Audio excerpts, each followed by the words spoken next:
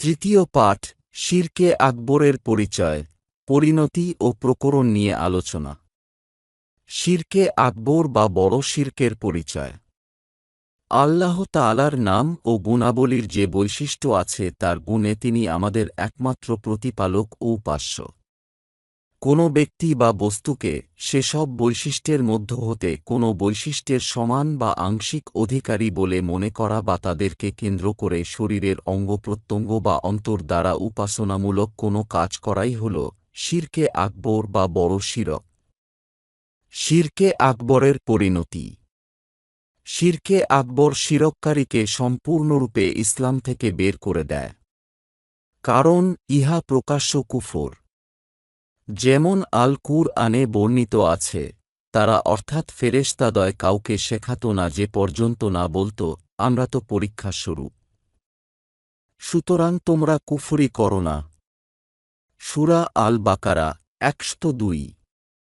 হাদিসে কুদসিতে আল্লাহ তাআলা বলেন, আমার বান্দাদের মধ্যে কতিপয় বান্দা আমার উপর বিশ্বাসী হয়েছে ও কতিপয় অবিশ্বাসী হয়েছে।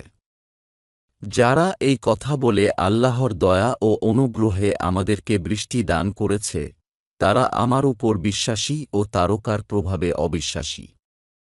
আর যারা বলে অমুক অমুক তারকার প্রভাবে বৃষ্টি দান করেছে, তারা আমার প্রতি অবিশ্বাসী হয়েছে এবং তারকার প্রভাবের প্রতি বিশ্বাসী। সহিহ আল বুখারী ৮৪৬ ও সহিহ আল মুসলিম ৭১। উপরোক্ত আয়াত ও হাদিসের আলোকে জাদুবিদ্যা শিক্ষা করা ও কোনো তারকার প্রভাবে বৃষ্টি হয় বলে বিশ্বাসকে শিরকি কাজ হওয়া সত্ত্বেও কুফরি বলে গণ্য করা হয়। অনুরূপভাবে শিরকে আকবরের অন্য যত প্রকার আছে সবই কুফরি কাজ বলে গণ্য হবে। কেউ যদি এই প্রকার শিরকে লিপ্ত হয় ও সঠিক পদ্ধতিতে তাওবার মাধ্যমে শিরক থেকে সম্পূর্ণরূপে মুক্ত হয়ে নতুন করে ইসলামে প্রবেশ না করে, তাহলে তার পেছনের সকল আমল ধ্বংস হয়ে গিয়ে চিরতরে জাহান্নামী হিসেবে গণ্য হবে। শিরকে আকবরের প্রকরণ বা শ্রেণীবিভাগ।